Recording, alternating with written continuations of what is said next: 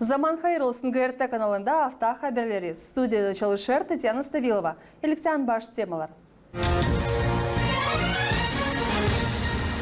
Merkez Seçim Komisyası geçirdiği briefingi angasında haberledi nece geçer seçim kampanyası.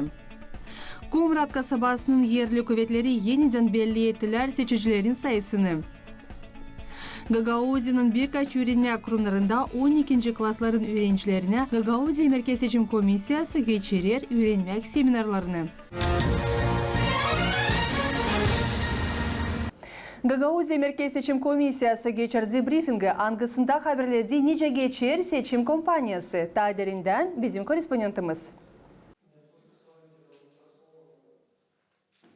Gagauzya Merkez Seçim Komisyası kabul etti kandidatların listesini başkan seçimlerine dini. Hangisi geçirilecek April'in 30'unda 2023 yılda. Haberler Komisyanın başı briefingin süresinde Yana Kovalenko. Выбором главы Башкана Гагаузии было зарегистрировано 8 конкурентов на выборах. Это Дудогла Николай Харлампиевич, независимый кандидат, Узун Григорий Владимирович, независимый кандидат, Формузал Михаил Макарович, независимый кандидат, Петров Виктор Николаевич. Başkan seçimlerinde 8 kişi pay alacak. Dudogla Nikolay bağımsız kandidat. Formuzal Mikhail Makarovich bağımsız kandidat. Petrov Viktor Nikolaevich bağımsız kandidat. Kroiter Dmitriy bağımsız kandidat. Chernev Sergey bağımsız kandidat. Gutsul Evgenia Angısını Şor Partiyası destekler. Hem Sergey Çimpayeş bağımsız kandidat. Gagauzya Halk Topluluğu seçimlerine 4 kişi sayıya koyuldu. Çokmaydan 17. seçim bölümünde Yenioglu Pyotr hem Garelka Pyotr Georgievich. Valkanej 9. seçim bölümünden paylaşıklar Savastin Mikhail Nikolaevich Angısını Sosyalist Partiyası tutturar. Hem Pavlioglu Georgiy Dmitrievich bağımsız kandidat. Также был зарегистрирован по избирательному округу номер 9 Волконежта Павлиогла Георгий Дмитриевич, независимый кандидат. April ayın 30'unda seçimlerde lazım pay alsınlar 92.516 yaşayan. April ayın 10'unda her bir seçicide var hak kendini kontrol etme seçmek bölümlerin listelerinde, kendi yaşamak punktlarında. Были образованы 65 участковых избирательных бюро. Избран руководящий состав и обнародовано местонахождение, а также график работы участковых бюро. Kuruldu 65 seçim bürosu. Ayrıldı onların yöndericileri. Belli edildi onların yeri hem iş sırası. Seçim büroların azaların sayısı bu yıl kuracak 632 kişi. Önce 3 dolay seçim sovyetleri kuruldu. Onlara girer 11 kişi. Gelen dinlenmek günlerinde geçirecekler üretim seminarlarını büron azalarına dinim. Сегодня в субботу и воскресенье проходят обучающие семинары для членов участковых избирательных бюро. Yana Kovalenko Tayyekle'den Merkez Seçim Komisyası geçirdi buluşmayı Tretyakova adına liseyinde öğrencilerle. Angları tamamlarlar 18 yaşını seçimlerin vakitinde. Mahsus trening nasıl lazım seçimlerde pay alma. Böyle seminarlar da birkaç üretim merkezinde hep geçirilinsin lazım. Uzman tanışına da aynı April ayın 6'sında komisya kabul etti seçmek bültenlerin formasını hem içindeliğini.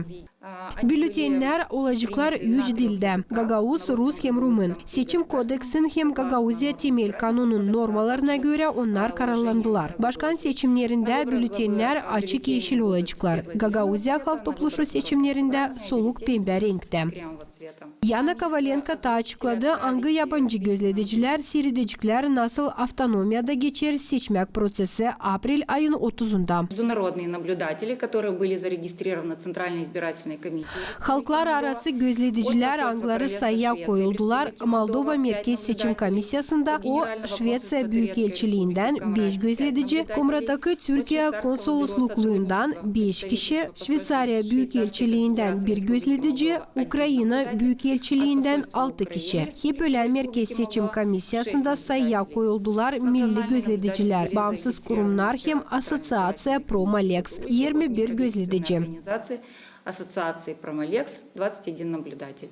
Böyle briefingleri Merkez Seçim Komisyası geçirecek her cuma seçimlerin datasına kadar. Marina Tapal, Grigoriy Stavilov, Artyom Tapal, GRT Haberler. Нам их озвучить или отправить в письменном виде до брифинга.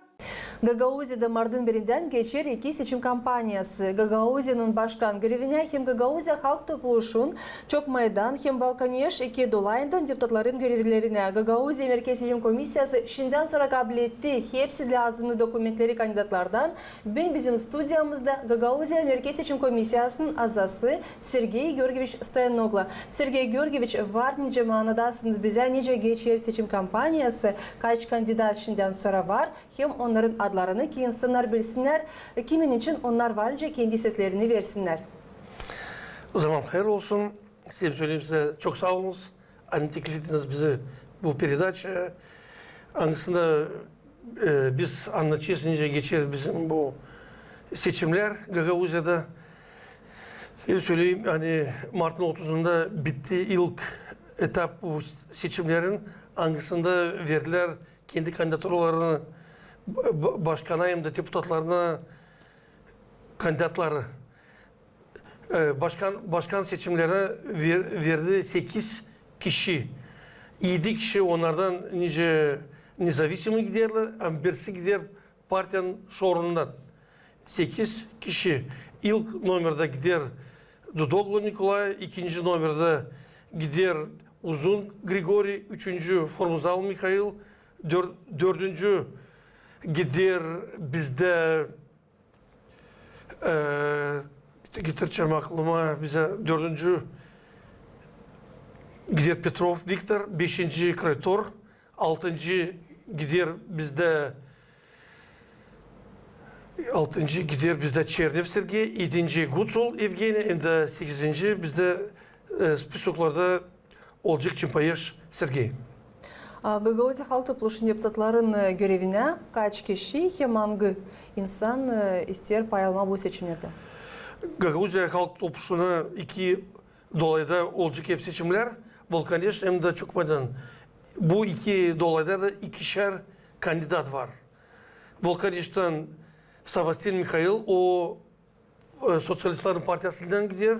Hem de gider orada Pavlioglu Georgiy. Çokmadanın dolayından hep iki kişi kandidat. İlki orada Yelioglu Piotr, ikinci de kandidat Gorelka Piotr. Hangi dokumentleri lazımdı getirsinler hepsi kandidatlar ki pay alma bu seçimlerde? Hani onlara yapsınlar registrasyon, onlar lazımlar getirsinler. Orada dokumentler hani kodekste yazılı, hem de onlar lazımlar toplasınlar bu yaprakları imzalardan.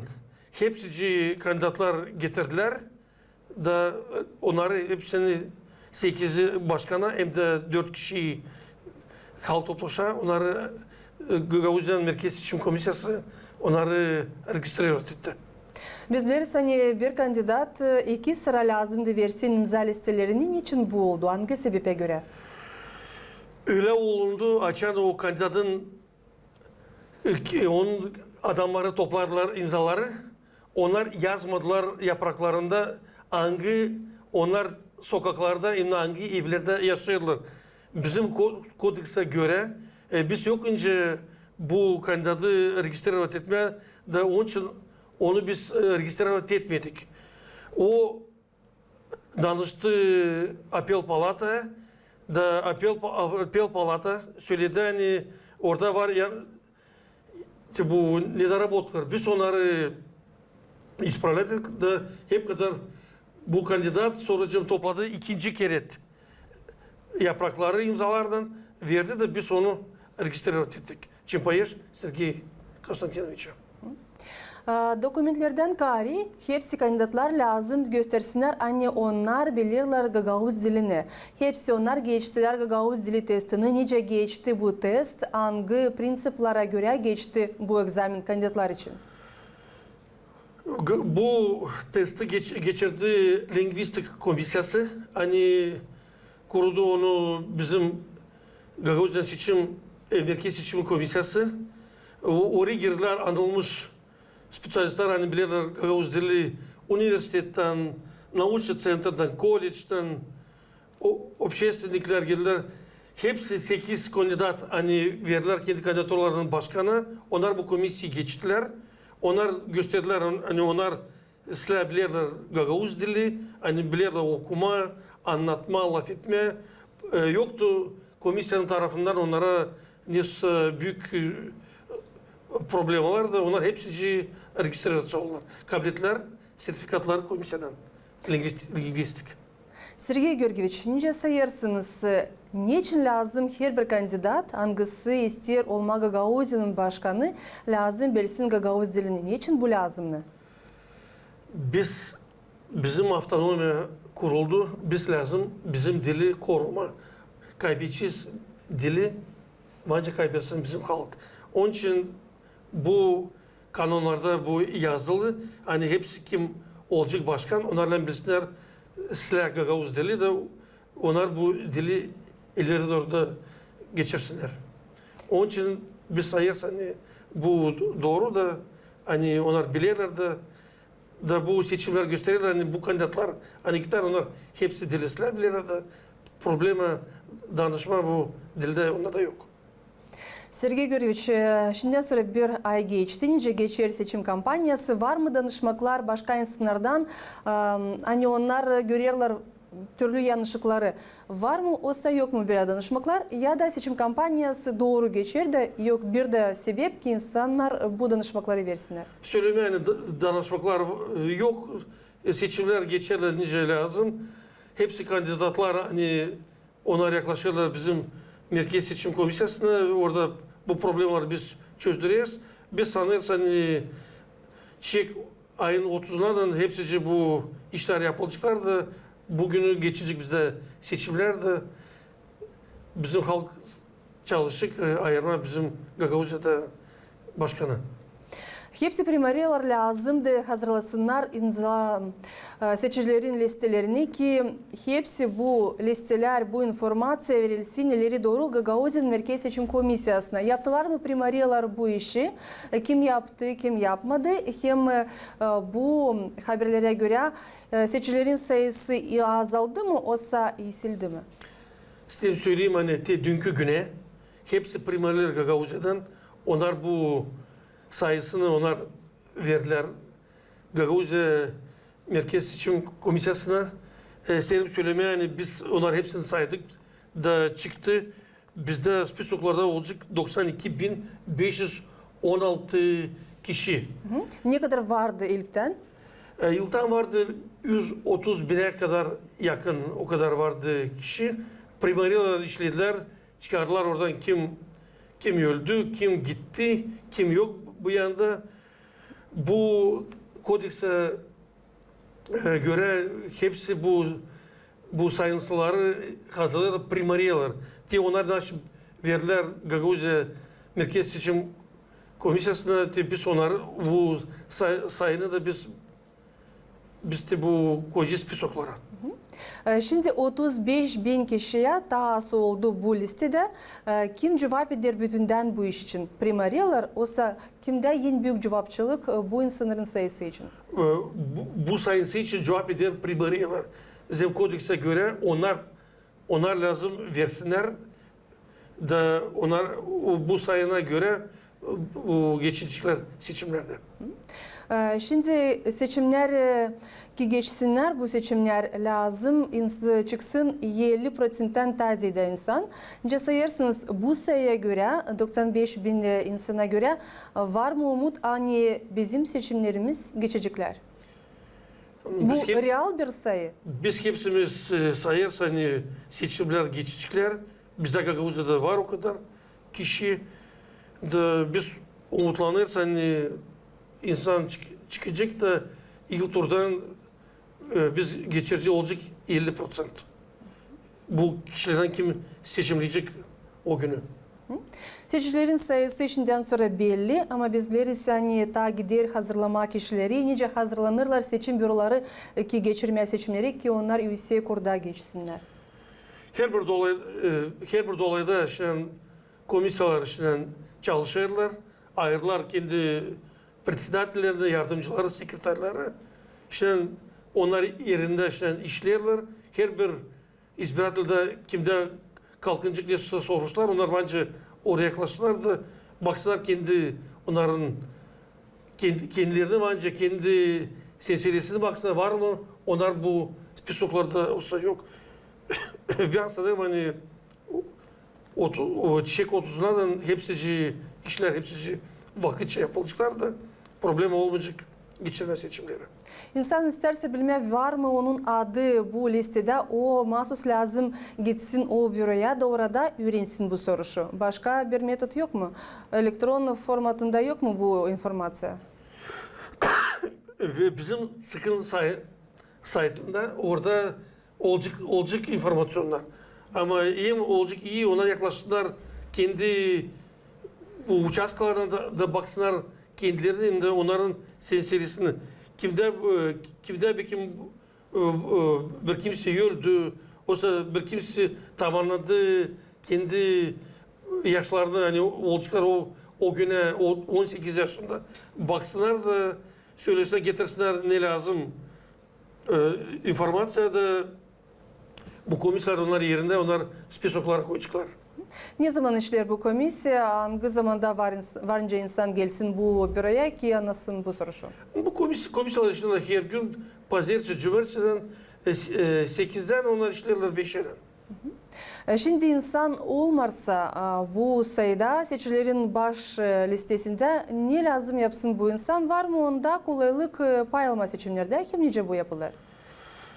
Onlar görerler onlar yok bu spesoklarda onlar lazım getirsinler kendi dokümentlerini de göstersinler hani onlar yaşıyorlar bu evde de onlar koyacaklar. Problem hani onları yoksudu da onlar hepsini koyacaklar. Bakın onlar göstersinler hani onlar yaşıyorlar o evde de onlar da bence seçim listeler o günü. Onları koyuyorlar ilgilemek listesine. Onları sonu eklemek listesine koyacaklar. İnsan yaşamırsa da o dolayında nerede var bu büro ama yaşarsa başka bir köyde, kasabada onda var mı kolaylık örnek gibi Komrat'ta pay alsın bu seçimlerde? Varınca bizim bu seçimler geçer bizim Gagavuz'da o bir dolay vanca gitsinler kendi yanında участковый büroda yanında onlar yaşlar alsınlar talon открепительный da o günün yanında onlar bulunacaklar onlar bence orada da seçimlesinler. Bu soruşlardan bana gelir insanlar şimdi danışırlar bürolara.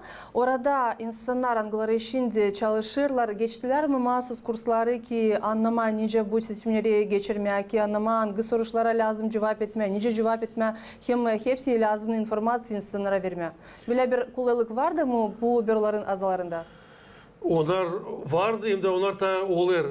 Bizim 3 dolayın komisyaları Komrad'ın çadırının da vulkanın içinden bu geçtiler bu ürenekleri. Şimdi bugünlerde geçecekler hep 3 dolayın arasında bu участковый büroların kişileri onlar da geçecekler bugünlerde. Bugün sabah hem de pazara geçecekler. Hepsi onlar geçecekler de öğrenciler ne ona bilmiyorlar. Onlar öğrenciler de kolaylıklar bu seçimlerince lazım geçirmeye. Bugün lazım tam mahsus nişanlama o insanlara hangilerin yufka kolaylıkları hangileri yokunca gitsinler seçim yerine de orada seçim büroda paylaşsınlar seçimlerde ya da başka soruşlar anlasınlar. Niye varınca yapsınlar bu insanlar? Onlar isterseler pay alma seçimlerde hangi kolaylıklar var ki onlar da kendi sesini versinler? Onlar kim gidemiyorlar? Onların uşakları ile onların silsilesi onlar lazım gitsinler her bir uçaska yazsınlar orada zaявление, koysunlar pasportu yazsınlar niçin gelemiyor o kişi seçimlemeye de o günü komisya çıkar eve de onlar seçimleyecekler evde bu seçimde. İnsan ama isterse pay alma seçimlerde gitme seçim dolayına var mı lazım koşullar, panduslar ki bizim insanlar gitsinler de pay alsınlar başka insanlarla beraber bu seçimlerde. Ne yapılır burada? Biz biliriz hani var problemimiz burada. Ne yapılır? Değişilir mi bakar biraz yıldan bu durum? Bu sorular herkes kalkınırlar. Çalışır her bir primeriyalar bu soruları hepsini çözdürsünler de problema seçimleme olmayacak bir de kişide hepsi yakıştırıcılar her bir uçaskada da her bir kişi önce seçimlesin önce lazım. Kaç büro olacak bu seçimlerde? Hem kaç insan çalışacak bu bürolarda? Bizde Gagavuzya'da 65 büro, 31 komrat dolayında, 21 çadırın dolayında, hem de 13 vulkanistin dolayında o kadar var büro. Her bir büroda işlerler 7-11 kişiyeden ne kadar insana göre kim hangi uçaskada seçimleyecek. Büyük yanında çok kişi seçimler orada 11 kişiyeden. Biz biliriz hani Merkez Seçim Komisyası'nda var kendi bütçeti yetişir mi para ki bu kampanya geçsin ki hepsi işler yanları bağlı finans tarafından çözülsün. Ne lazım? Ne kadar lazım paralar bu seçimleri geçirse onlar verili, onlar var. Biz göreceğiz ne kadar kaç olacak tur bu seçimlerde de naş yetişmeyecek. Gagavuzya halk topluluğu bu parayı verecek de problem olmayacak. Şimdiden sonra belli ne kadar bületin lazım olacak ki geçirmeye bu seçimleri? Hani pisoklara koyulu 92,5 bin, ta 10% ta olacak bülten tazide. Problema bülteni olmayacak. Onlar olacaklar yapılı 3 dilde, Gagavuz dilde, bizim Moldovanların dilinde hem de Rus dilinde. Prosentlere göre belli mi hangi dilde daha çok olacak? Her bir seçimlerde her kere daha çok kullanırlar Rus dilinde bültenlerden. Rus dilinde? Rus dilinde. Şimdi hangi kanunları, hangi kuralları lazım bilsin her bir insan hangisi gelecek seçimlere? Hangi kuralları lazım bilsin arasınlar ki yanlış yapmasınlar makar seçim gününde? Bizim şimdi insan dil bir kere seçimler, onlar kanunları, kararları bilirler. Onlar lazım bu vakitte öğrensinler hangi kandidatı onlar daha çok sevecekler de hangisine onlar verecekler kendi sesine yanlışlar olmarlar, problemler kalkınmarlar. Onun için onlar lazım ta bu vakitte kaldı daha iyi öğrensinler kandidatlar da bilsinler kimin için seçimlesinler.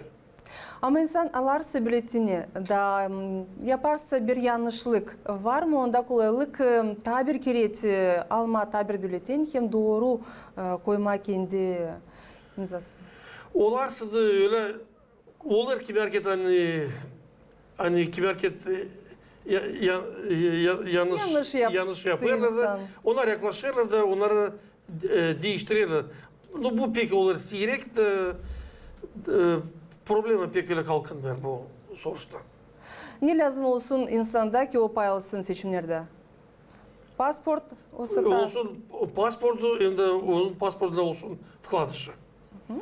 Da orada onlar gösterirler kendi pasportunu, vkladışı da koyarlar, peçeti koyarlar, hani onlar seçimlediler.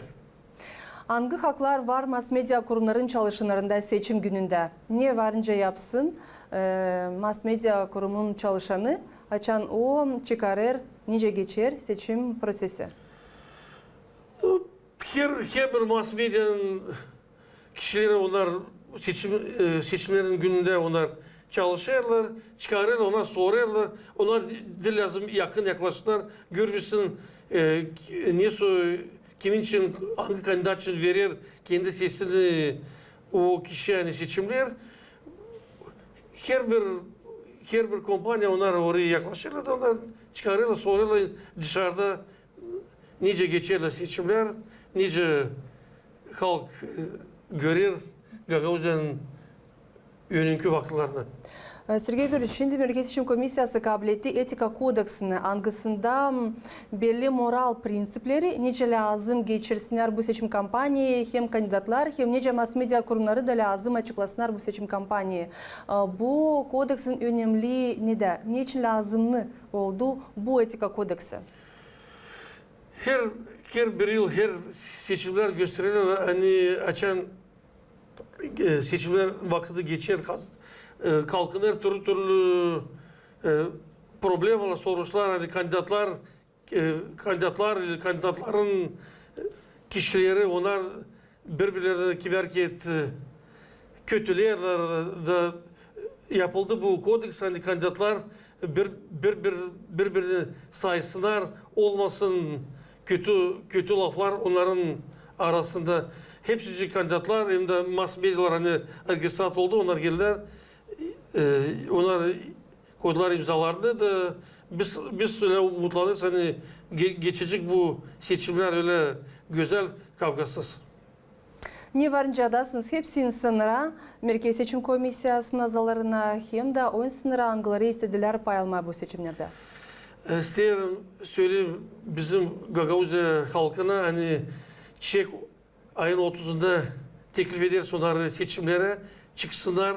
Düşünsünler kimin için onlar verecekler kendi sesini ondan kimin için onlar verecekler kendi sesini nice Gagauzya getirecek kendisini önünkü 4 yılına. Biz pek umutlanırız hani seçimler geçecekler kavgasız geçecekler kanunlara göre de biz Gagauzya gideceğiz ileri doğru. Sağ olasınız Sani Pavlovna bizim programımızda biz umutlanırız Sani Merkez Seçim Komisyası'nın işi başarılı olacak. Seçim kampanyası da uslu geçecek. Hem insanlar aktif katılacaklar bu seçim kampanyasına. Sağ olasınız. Sadece başarılar size. Sağ olun siz de. Umutlanırız hani olacak hepsi sizler. Komrat kasabasının yerli kuvvetleri yeniden belli ettiler seçicilerin sayısını. Bu informasyayı onlar verdiler Gagauzya Merkez Seçim Komisyası'na. Taderinden süjet.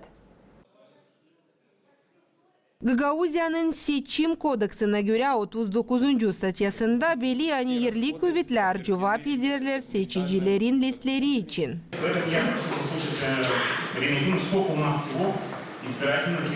Çiçek ayın birinden biz lazım devirmeye seçicilerin sayısını. Komrat municipal nasatları aktif pay aldılar bu işin süresinde.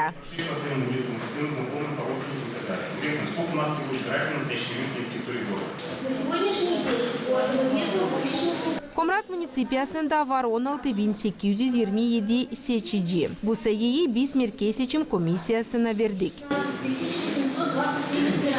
Sayı listelerin yönelimliği için anlattı Komrat municipiya nasatçısı Nikolay Arnaut. Biz lazım hepsini vakitçasına yapma. Hani insan bizden gülmesin. Bu sayıyı lazım kararlama. Bu soruş için kendi seslerini verdiler 24 municipal nasatçısı. Bir nasatçı pay almadı bu soruşun seçim prosesinde. Irina Kara, Grigoriy Stavilov, Artem Topal, Novosti, GRT. Gagauzya'nın birkaç öğrenme kurumlarında 12. klasların öğrencilerine değinen Gagauzya'nın Merkez Seçim Komisyası beraber Avrupa nasatın temsilcileriyle geçirirler seminarları. Onlar haberlerler seçimler için. Nestoy onlar geçirirler. Komrat kasabanın Tretyakov adına liseyin 12. klasının öğrencilerine Gagauzyan Merkez Seçim Komisyası'nın hem Avrupa nasatın temsilcileri geçirdiler buluşmayan kısımda anlattılar. Ne o seçimler kimi ayırırlar onlarda seçicilerin haklarını hem ne geçir seçim prosesi. Nice nişanadı Merkez Seçim Komisyası'nın başı Yana Kovalenko böyle olaylar geçecekler regionun başka okullarında da.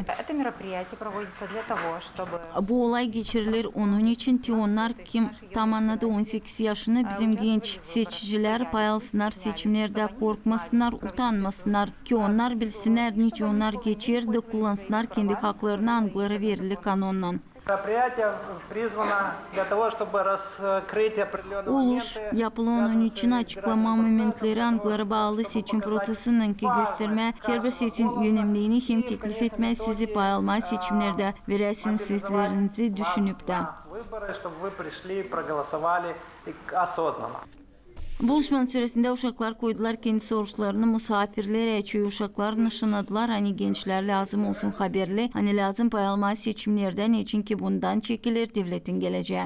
Конкретно она зависит от нас. Haliden bizimle bağlı bizim ayırmamız bizim devletin geleceği. Будущее, кто будет нашим кандидатом. Считаю то, что на выборы все-таки ходить нужно. Ben sayarım anne seçimlere gitme lazım da yeni kuvvetleri lazım ayırma. Hareket lazım denemen ise yeni bizde kuvvetler var. Bu söylemeler onun için hani olmayacak daha iyi bekim gelen kandidat daha iyi olacak. Onun için lazım meraklanma devletin politika yaşamasından. Считаю, что мы должны быть информированы. Ben sayarım anne biz lazım olalım haberli. Nice geçer seçimler biz lazım pay alalım bu seçimlerde zira onlarla bağlı bizim devletin geleceği. Nikolay Tretikov'un adına liseyin başı Polina Pıntia nişanada hani 12. klasın köyü öğrencileri sevda bu yıl pay alacaklar seçimlerde. Önemli tanıştırma onları seçim prosesinde. Для них будет первый опыт принимать участие.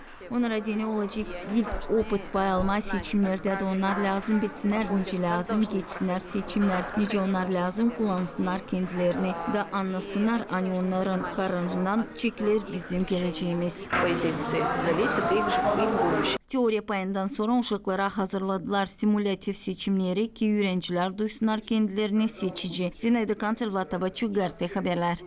Gagauz radyo televizyonunu seyrederler hem seslerler değil sadece avtonomiyada ama bütün devlette.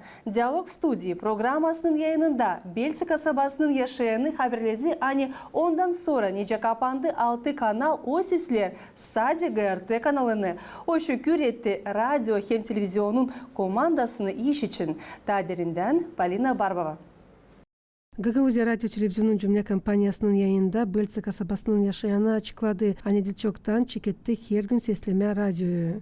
Когда закрыли все эти каналы, Açan kapadılar hepsi bu kanalları. Ben telefon açtım. Şükürlük laflarını söyleme ona. Kim yaptı bu işi? Biz sesleriz sizi Gagauzlar. Biz şimdi sadece sizi sesleriz. Zamandaş sadece Gagauzları seyrederiz. Niçin ki yok kimi başka seyretme. смотрим, потому что некого смотреть больше. Geçen yılın bitkisinde Moldova'nın 6 kanallarına durguttular lisenziyi çalışmak için Hatalıoğulların durumunda. Angısını dil çoktan uzalttılar ta 2 aya April'in 5'inden. Hatalıoğullarda Millet Komisyası'nın kararında söylenilir. Yani bu karar kabledelde koruma dini millet informasya yerlerini hem dezinformasya olaylarını yok etme. Sayıya girdiler TV6, Orhei TV, Primul in Moldova, Akçent TV, NTV Moldova, hem RTR Moldova kanalları. Şimdiki zamanlar nice nişanlı Belçika kasabasının yaşayanı o ta sık seyreder Gagauzya radyo televizyonun cümle kampanyanın yayınlarını. Bizim kanalı sever Gagauzyan yaşayanları da. Çoğu onlardan haberleri öğrenirler televizyon hem radyo yayınlarından. Конечно, я слушаю. Мне очень интересно. Я каждое утро встаю, я всегда включаю ГРТ, а потом уже я слушаю. Мне нравится. Elbette ben seslerim bana pek meraklı. Ben her zaman kalkarım da koşarım Gagauzya radyo televizyonun cümle kampanyanın yayınlarını. Ben severim. Tazede seyrederim haberlerini çünkü ben işlerim. Programaları da seyrederim ama ta seyrek. Всегда включаешь какие, что понравится. Новости. Tazede seyrederim haberleri. Большинство новостей смотрю. Elbette seyrederim programaları da haberleri de. Hepsini seyrederim her akşam. Знаете, я смотрю... Siz bilirsiniz ben seyrederim televizyonu Tazede akşamleyin. Там спать ложится. Смотрю, иногда смотрю, но редко. Редко смотрю ГРТ. Почему? Ну, не знаю, нет времени, наверное. Новости смотрю, важные события смотрю в жизни Гагаузии. А так... Kimer sıra seyrederim Gagauzya radyo televizyonu cümle kampanyanın yayınlarını. Pek seyrek, yok Слушай, vakit. Диму Константинова постоянно слушаю. Это развлекательная программа, потому что, ну, в принципе, если зацикливаться только на общественно-политических или каких-то других, это будет немножко... Gagauz radyo hem televizyonu açıklardı sade olayları angıları geçer avtonomiyada ama Moldova'da da. Her gün yayınlara çıkar 10 haber kol vermeleri 3 dilde hep öyle programalar. Polina Barbova, Maria Statova, Vlad Tabachuk, Artyom Tapal, GRT Haberler. Programının ikinci payında seyrediniz başka meraklı olayları. Yeni sağlık merkezi düzülecek Kirsova köyünde. Komrat dolayından uşaklar angıları anasız babasız kaldılar ya da zor durumda bulunurlar, varınca sosyal yardımını kabul etsinler mahsus merkezde. Kongaz köyünde Konkordiya Yardımlamak Merkezi yardım eder zor durumda bulunan sınıra. Avtonomiya okulların infrastrukturası yenilenir. Bir sıra projelerin gerçeklenmesine denip para verilir. Yapılır örtüler hem başka yönemli infrastruktura projeleri. Hangi finanslar için lav gider bizim süjetimizde. Bu yıl Avtonomiya Kuvvetleri plana koyduğu 16 üretim kurumlarında örtüleri değiştirme. Bütçette 40 milyon o işlere dini koyuldu. Komisya ilk oturuşunu geçirdi. Pay edildi 40 milyon lei 16 üretim kurumların arasında. Bu karar yollandırıldı okullara. Onlar onu öğreniciler sonra son karar kabul edilecek. Hep öyle mahsus komisya avtonomiya okullarından danışmakları baktı. Bütçetten 15 milyon verildi ki yöneticilerin hem öğrenicilerin yol parasını ödeme hem kimi üretim kurumlarında tuvaletlerde remont geçirmediğini. Komisya belli etti 690 bin lei bütçetin devletten gelen paralarından verme yöneticilere yol harçlarına. Biz biliriz hani var programı angısına göre yol parasını yöneticilere dini angları bir köyden öbürüne gezerler verilir. Ta 348 bin lei transport gezmesine deni verildi. Avtobuslar angları yöneticileri bir köyden ya da kasabadan başka yere getirirler. 4 milyon lei kazanç parası lazım olacak bu madde o yöneticilere deni kim yürüder okullardan yeri de 100 uçaktan ta az. Hepsi danışmalara göre karar bulundu ama ilkin verilecek para okullarda tuvaletleri düzme. Komrat'taki Stepan Kuroglu adına gimnaziyasında, Gavril Gaydarcı liseyinde, Çibanova adına gimnaziyasında hem Kiriyet köyün Dyanis Tanasoglu adına gimnaziyasında remont geçirilecek. Düzmek işlerinden sonra Gagauzya üretim kurumlarına verilecek zamandaş vakıda göre hem kaliteli tuvaletler, söylediler Bakanlık Komiteti'nde. Marina Tapal, Maria Statova, Vyacheslav Kısa, Maria Kazako, GRT Haberler. Gagauzya'nın başkanı Irina Vlach kendi vizitinden geldi Çeşme köyüne Balkanej dolayına. Nerede bakıldıydı birkaç projelerin geliştirilmesi hem başarılmış işler. Taderinden Irina Karaman. Bitki 8 yılın süresinde Çeşme köyü ilerler bütçeden projelerin geliştirilmesine verildi 11 milyon leyden ziyade. Bu paralara yapıldığı türlü projeler çizgiledi Gagauzya'nın başkanı Irina Vlach. Для меня очень важно, чтобы билингвальное образование в детских садах автономии. Bana dini yönelimli bilingval üretim prosesi ilerlesin. Sonuçlar beni şaştırdı. Beğendim hepsini. Koşulları, öğrenicileri hem yöneticileri. Впечатлила команда педагогов в детском саду. Gagauzya'nın bütçetinden verildi yakın 100 bin lei ki açma köy liseyinde sayı laboratoriyayı hem de Европейское село programaya göre yapılırlar düzmek işleri öğrenmek kurumun içinde. Açılacaklar odalar nerede plana koyuldu yapma biblioteka hem birkaç kabinet. Bu düzmek işlerine doğru dolu yakın 1,5 milyon lei. В нашем лицее, в детском саду, в доме. Biz savaşırız uşaklara değil sadece temel bilgileri verme ama onların talantını belli ederiz hem ilerleriz. Düşünelim hani bizim köyü ilerler. Her bir iş yapılır yaşayanlara dini. Не только обязательного образования, но и дополнительного.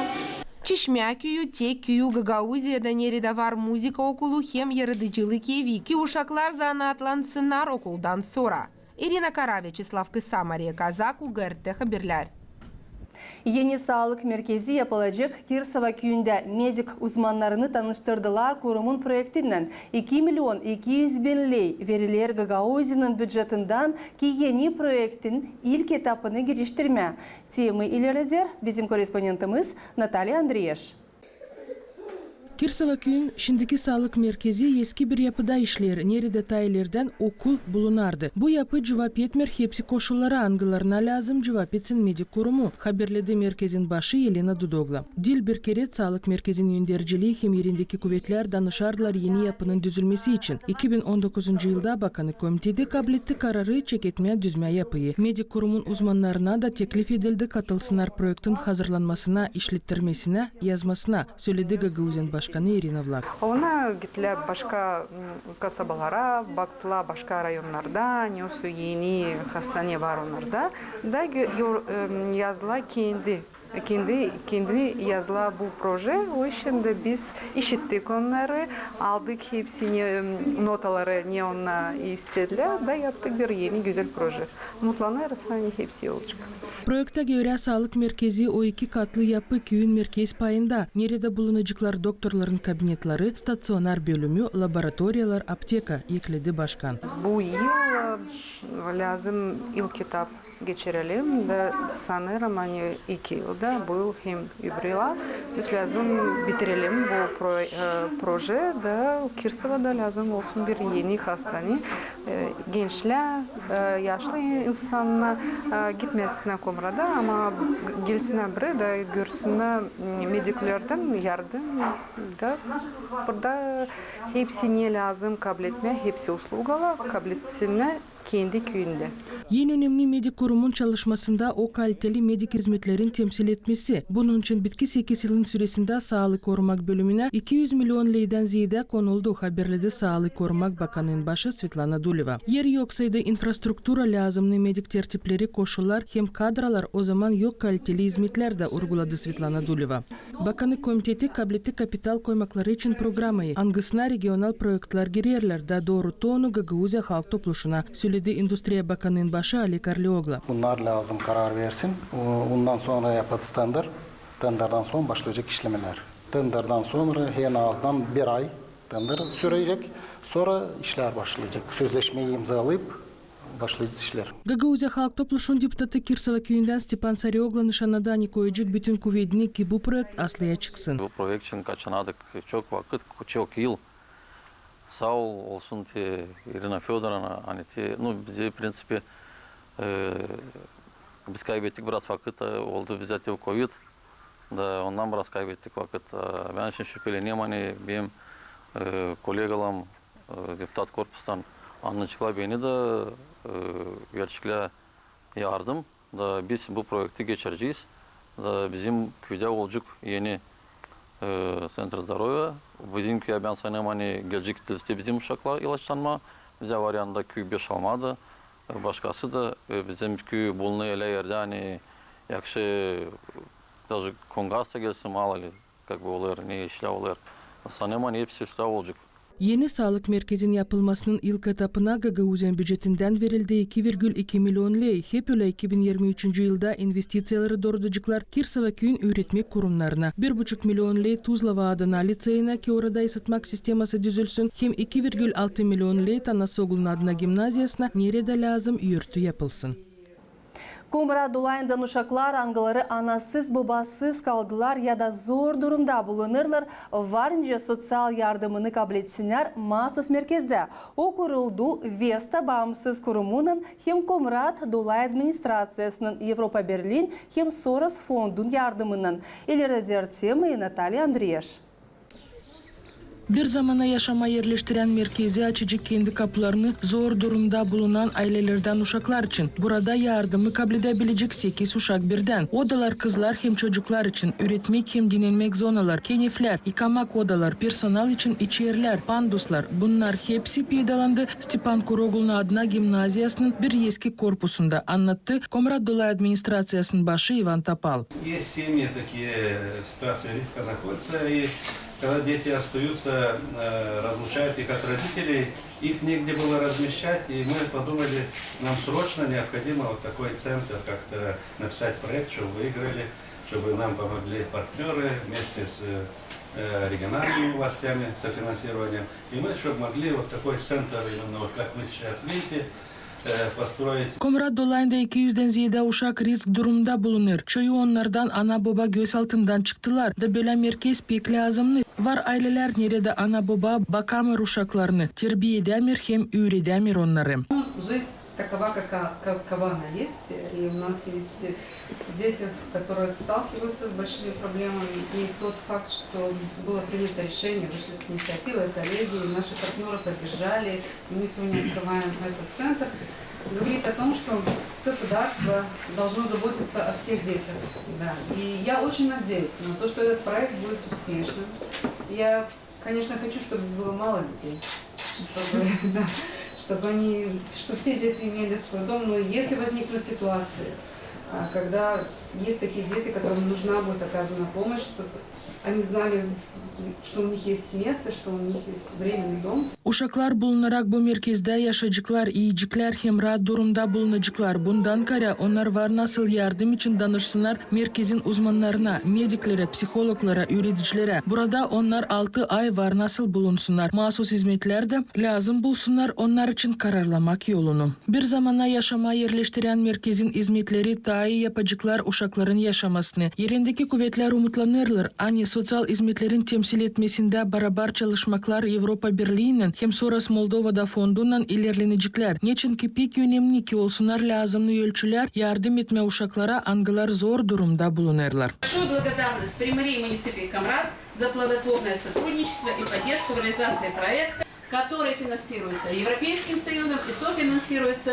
фондом Сороса Молдова. Komrad Dolay Administrasyası ileriye doğru da finanslayacak bu merkezin işini haberledi Dolay Administrasyası'nın başı Ivan Tapal.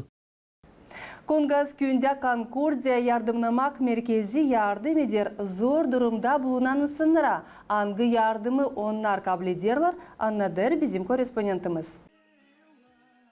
Sosyal merkezi Koнгаз'da açıldı 2010 yılda. Bu iş oldu Конкордия proyekti sosyal yardımcı kurumun hatırından. Конкордия неправительственная организация. O çalışır Moldova'da 19 yıl taşan sonra kurdu. 56 yardımlamak merkezi 46 yaşamak punktta devlette. Onların birisi Koнгаз'da çalışır. Yardımlamak organizasyası kararladı kendi 19. yıl dönümünü hangisine bakır. Mart ayın 31'inde nişanlama Koнгаз köyün merkezinde yortulu olayda.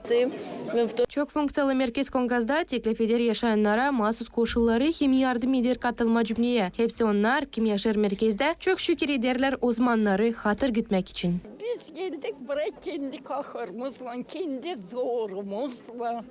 No, spasibo kim yapmıştı bu zdaniyi?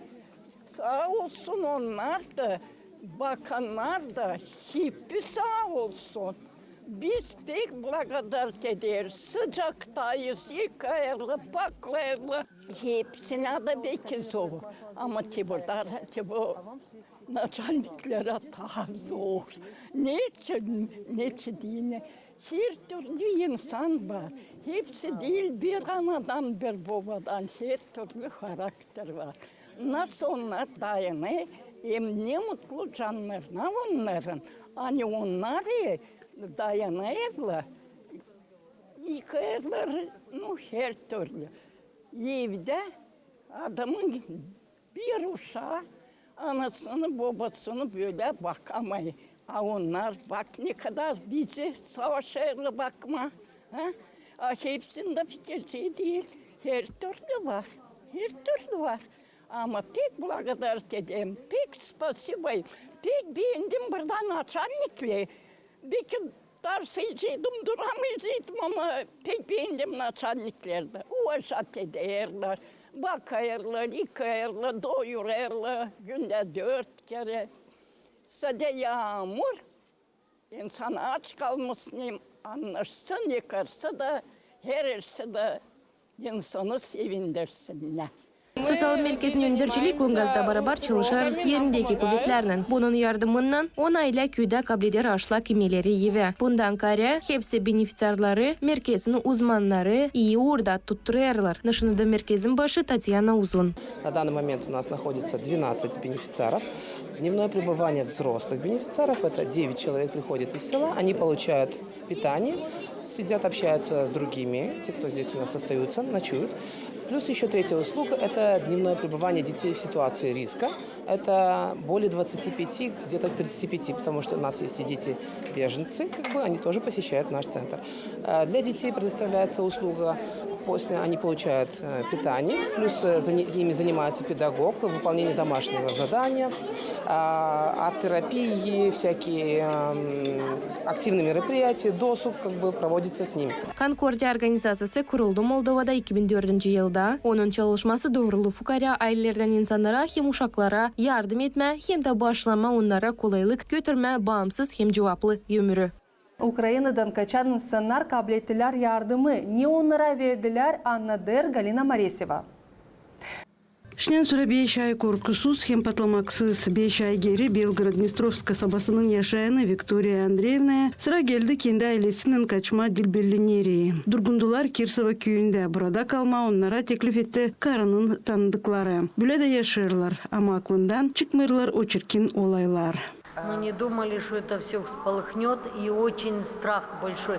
Мы уже, считай свое, как оно говорится, за детей очень страшно было, и поэтому уехали. Очень. Только грохот или где-то прилет, мы уже все в страхе. Bugün Kirsova köyünde yakın 100 kaçkın Ukrayna'dan yaşar. Onlara türlü yardım verilir. Yemek malları, ruba, para hem başka. Böyle yardımı temsil ederler nicel devlet organizasyonları, öyle yerindeki kuvvetlerde. Обращение очень даже хорошее, очень дружесколюбный народ здесь, очень даже.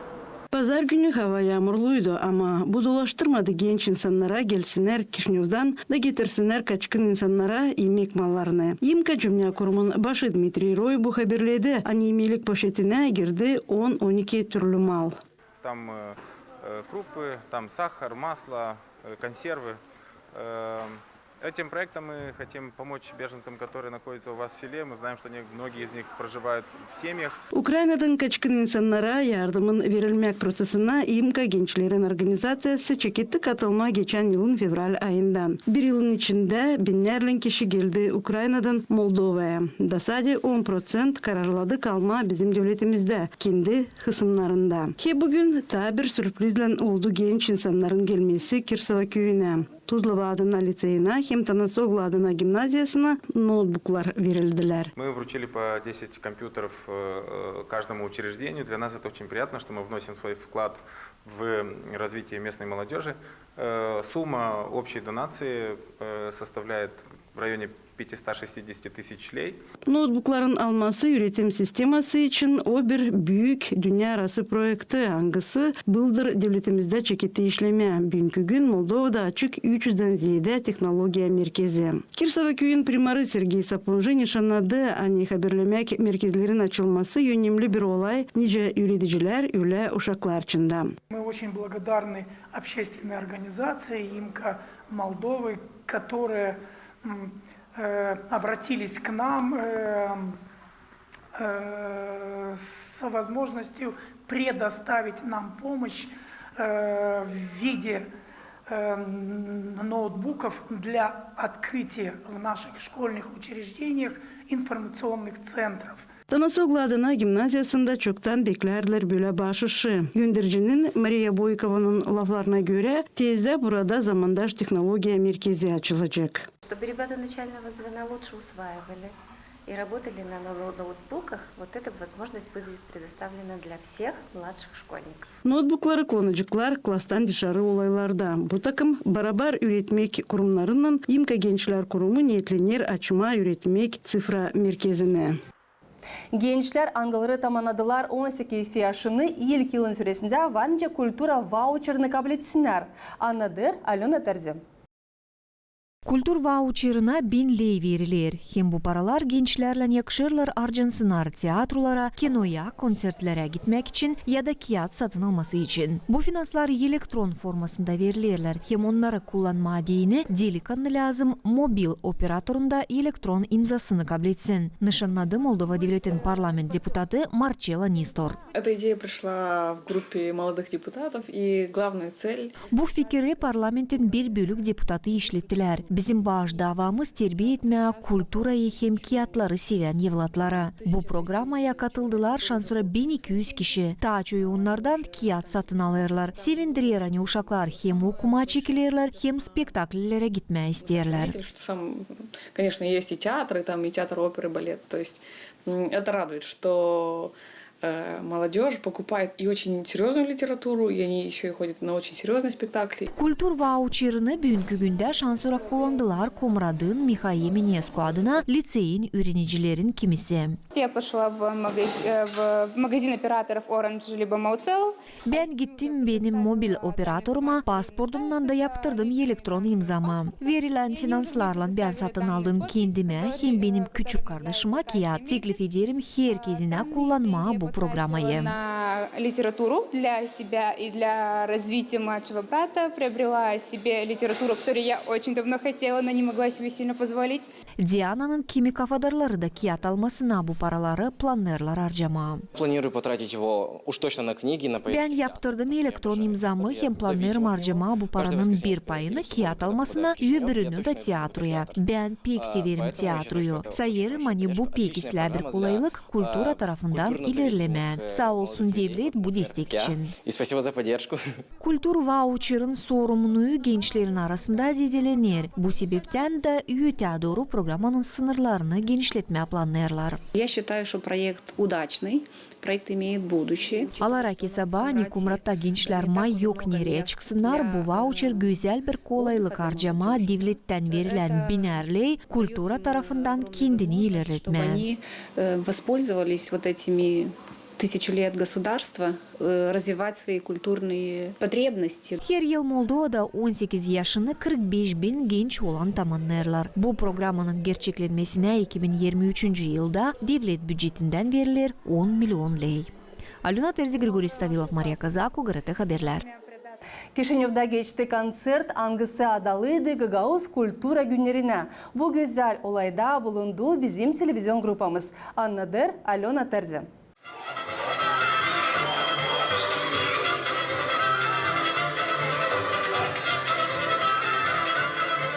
Üren Gagauzları Kulturanın Yardımından kampanyası 2022 yılın sonunda başladı. Bu ayların süresinde devlet yaşayanları tanışabildiler Gagauz türkülerinden, oyunlarından, hem adetlerinden. Nikolay Sulak adına devlet kalesinde Gagauz Kultura Savşamına binlerle insan toplandı. Elbet ki pek beğendik konserde. Emosiyalarım pek büyük. Gagauz kulturası pek benzer Moldovanların kulturasından, oyunlarının, rubalarından. Я в восторге. Я даже не ожидала.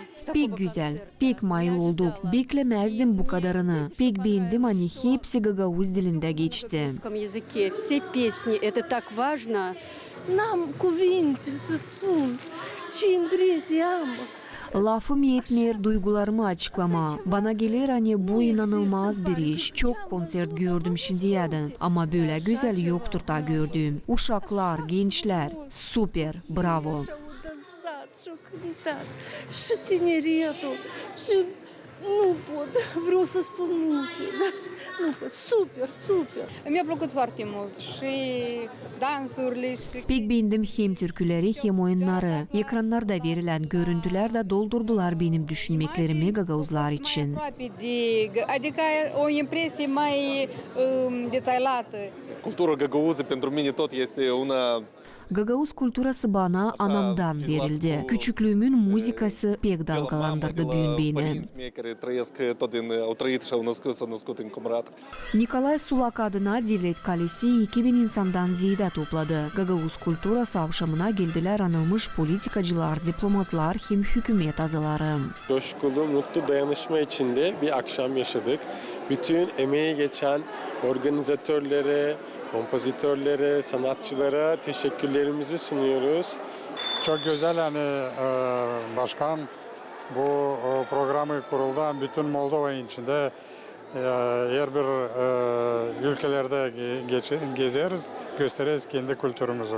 Kendi danışmasından misafirlere Gagauzyan Başkanı Irina Vlah, Moldova devletinin yaşayanlarının arasında birliğin korunması önemini nişanladı. Ben her zaman inanırım insanların iyiliğine. Bilirim hani nerede var dostluk hem birlik, orada da garmonya hem anlaşmak olacak. Devlet kavi o zaman açan onun yaşayanları koruyarlar adetleri hem inanırlar onlara. Devlet kavi açan kultura yaşar. Cetățenii ei păstrează tradițiile, au valori și cred în ele. Moldova devletinde çok milletler yaşarlar. Herkes onlardan büyük saygıyla kulturasını koruyur hem temsil eder. Nişanlı'da Kişinyov kasabasının başın yardımcısı Irina Gutnik. Popoarele se identifică prin cultură. Milletin kendiliği dilinde, kulturasında toplu. Bugün bizim var kulayımız tanışma Gagavuzların unikal kulturasından. Üyeyin Gagavuzları kulturanın yardımından kompanyanın çevresinde Moldova devletinin 15 dolayında konsert programaları şansıra geçirildiler. Aluna Terzi, Grigori Stabilov, Maria Kazako, GRT Haberler.